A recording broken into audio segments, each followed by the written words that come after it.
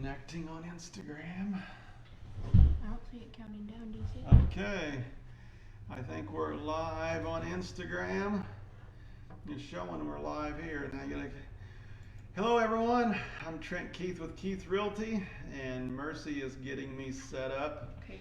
on our Facebook Live also. I'm kind of like off center up there on Instagram. Okay. All right. You're live, so.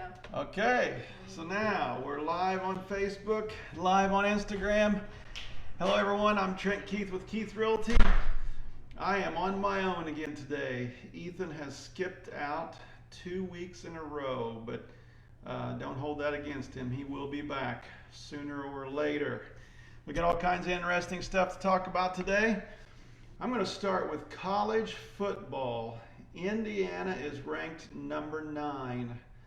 I never dreamed in my lifetime that Indiana college football would be in the top 10. And they play Ohio State Saturday. If they could pull out that win, this would be like the biggest season anyone remembers in Indiana football my age or younger. That's pretty old. But anyway, it's pretty exciting news. I'm anxious to see how they do on Saturday. We also have the NBA draft tonight. The question is, does anyone care? Does anyone watch the NBA with all their political awareness and their social awareness and all their little messages they have to get out? Unfortunately, I haven't got into NBA since they've been doing all this stuff. But anyway, maybe you have. The draft is tonight. So that's my news stories for today. And the only other story is Ethan should be back next week. So we should be back to 2 of us working it together next week on our live. But I'm going to move on to our questions for today. The first question is it cheaper to buy a house or build a new house right now? That's a good question. The way material prices are, even though the real estate market has increased and pricing has definitely went up on buying your own house, your own property, it is still cheaper to buy rather than build. And obviously there's variables to that equation, but as a rule of thumb, you're better off to buy than you are to build a new home if you're content with buying something that someone else laid out for you. It's definitely a better purchase at this point, looking at the money only. So I would say buy. The next question, should I wait to buy until next spring? So if you're looking to buy, everyone knows the market's pretty hot right now. Things get multiple offers a lot of times. And it's one of those things where you're trying to decide if you should buy now or wait till the spring. It's a good question. Unfortunately, I cannot foresee the future. I know that that's hard for some of you to believe, but all I can tell you is what I know at this point. And what I know at this point is the market is higher than it's been in a long time, maybe ever in our area. So what are we going to do? If you have to choose between buying now or buying in the spring, I would lean towards waiting.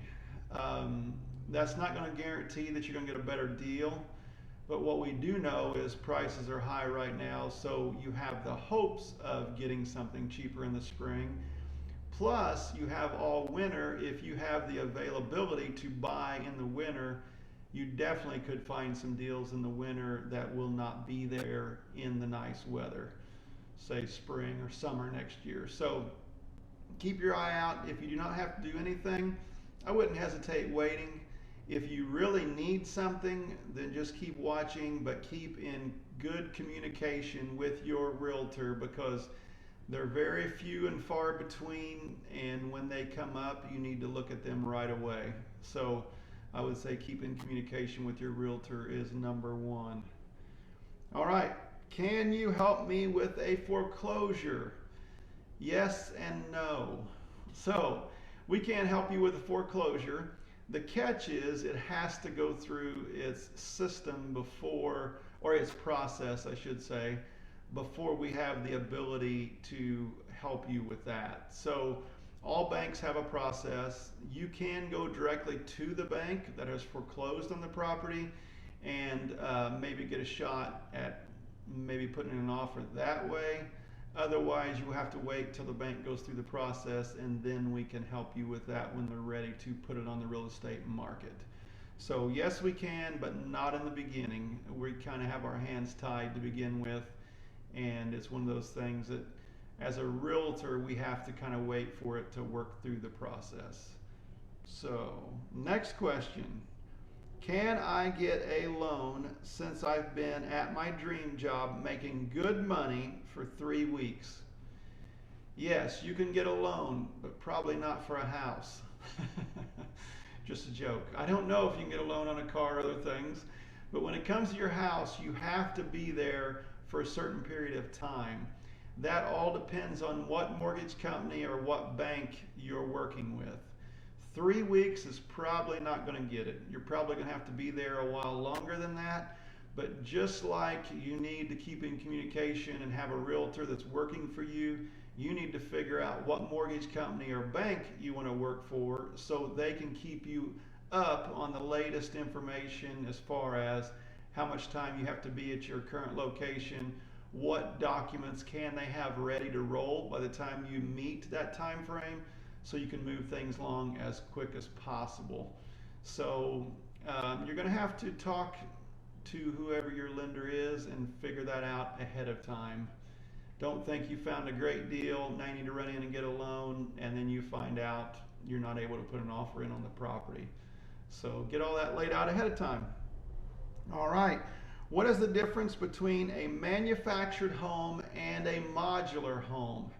We get this question a lot. A manufactured home is a home that comes on a steel frame that they pull on wheels. So that steel frame stays underneath the home.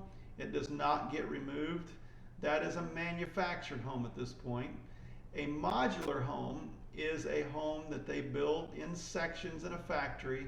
They haul out on a semi and then they set with a crane, but it does not have a metal frame underneath it. It's framed the same as a stick-built home. So a modular home is one that you can get a loan on just like you can a regular stick-built home on site. But a manufactured home is a completely different ball game. There's only certain companies that will lend on that, and it is a lot more strict as far as the rules and regulations. So a modular home is good to go. Manufactured can be a whole lot more difficult. All right, next question. What is the best area to buy in Owen County? That's a tough one. So Owen County, as everyone knows, has a wide variety of pricing from one area to the next. If you want to be in an area to where you have nicer homes, you're closer to Monroe County, Indianapolis, whatever be the case, then more than likely you're going to end up paying a little bit more. If you don't mind being out farther from town, farther from the bigger towns like Ellettsville, Martinsville, Terre Haute, then you can actually find better pricing, I would say on average on the west side of Owen County, south side possibly, but definitely not the east side, and a little less likely on the north side of Owen County. So it obviously depends on what type of road it is, what type of home you're looking at, but the west and south sides of Owen County seem to be priced a little bit cheaper because they're farther from things. So keep that in mind. And there you go again. It all depends on what type of a road it's on and how far each direction you are.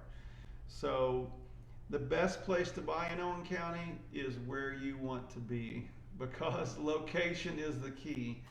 If your key to where you want to live is by yourself with no one around, then buy out in the country where you have a 30-35 minute drive to town and you're all alone and you don't have to worry about looking out your window to see your neighbors. then you can get a good buy there. If your key is you only want a 10-minute drive to work, then that's a whole different ball game, and we would have to talk about what type of location you're wanting specifically. So it all hinges on your specific wants and needs for sure. Okay, next question. Why will a bank not loan on a property that has a shared drive? Okay, if you've run into that issue, more than likely the problem is you're trying to get a government loan. And when you have a government loan and it's a drive that multiple people use, and you do not have a road maintenance agreement, then that will not pass through most standard government loans. So the key is, if you're buying on a lane that is shared with multiple homeowners, then you need to make sure that that driveway has a road maintenance agreement. That is the biggest key to getting it through like a government style loan, to where you don't have any red flags come up in the process. If you're going through a local bank, that's usually not as much of an issue. It can come up at times, but it's not necessarily going to throw the deal off. So there you go again, it depends on what type of loan you're getting, but most of the time we see those flagged because of no road maintenance agreement. All right, last question of the day. Do you have to get a survey in order to buy a piece of land? No, you do not. The biggest key to buying property and trying to figure out if you're going to get a survey or not is how obvious the boundary lines are and what type of neighbors you have. For instance, if you're just wanting hunting ground or you're wanting farm ground or whatever, and it's kind of outlined by a tree line, then most of the time that's not an issue and neighbors can work those kind of things out. If you're building up close to the property line or doing any kind of new construction, then you definitely have to know where your property line is, because there's setback regulations that you have to go by. So it depends on what you're doing with the property, but you do not have to get a survey to buy a property. And there's also, as most people know, GIS online. You can kind of see an overview. It's not exact, but it is pretty close. So that's something you can look at. As long as you're not building close to your property line to where you make sure you have plenty of setback, that shouldn't be an issue. So that's the last question on our list. As you know, each and every week we try to remember to tell you, put questions in our comments and we will answer them the next week. We love new questions. It can be about all different types of things, but we would like to help you with your real estate questions. So if you think of those through the week, put them in our comments. Send us a anything. It could be a social media post, whatever it is. You can text us, and we will answer those questions the next week. So now I'm going to move on to our highlighted listings of the week. And our first one is one that I shared last.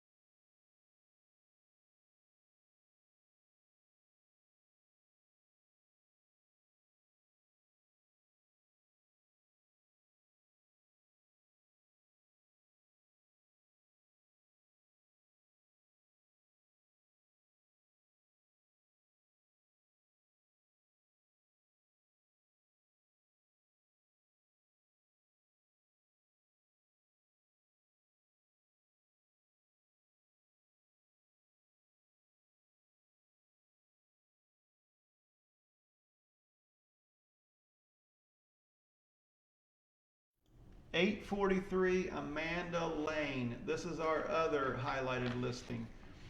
in the little box at the top of our picture is wrong. It says Goose Creek Road, but ignore that. This is 843 Amanda Lane in Spencer. What it amounts to is this is a 2,216 square feet home. It is in the Thorn Ridge subdivision. It has four bedrooms, 2 full baths and a half bath. And 2 full baths on the main level and a full bath upstairs. So 3 full baths. And it's one you definitely want to see. If you know of anyone who wants a 4-bedroom home, it's been remodeled, it's in excellent condition. It's getting a new roof as we speak. This place is one you want to check out. It is listed at $299,000. And if you know of anyone who's wanting to move to Spencer and a nice addition, I would definitely recommend this one because it's one that's had a lot of work done and it is in good condition. It looks really nice. It's one of those you'll want to walk through to check out for sure. So that's our 2 highlighted listings. 50 acres for $2,099 and a nice home in Thorn Ridge for $299. If you have anyone, send them our way. We'll be glad to get them out there and let them take a look at it. Now, moving on to my ending quote for the day. I do not have any idea how you pronounce this name, but I'm going to say Maya Angelou. Angelou. Something like that. I have no idea. Anyway, this is the quote. We may encounter many defeats, but we must not be defeated. I thought that was pretty interesting. And since Ethan's not here to laugh at my quote, I'm going to say that's a good one for the day. So thanks to everyone who tuned in today. We really appreciate it. Definitely go on, make comments, give us questions. We will be back again next week on Wednesday around noon. And thank you very much for tuning in. Everyone, have a good week.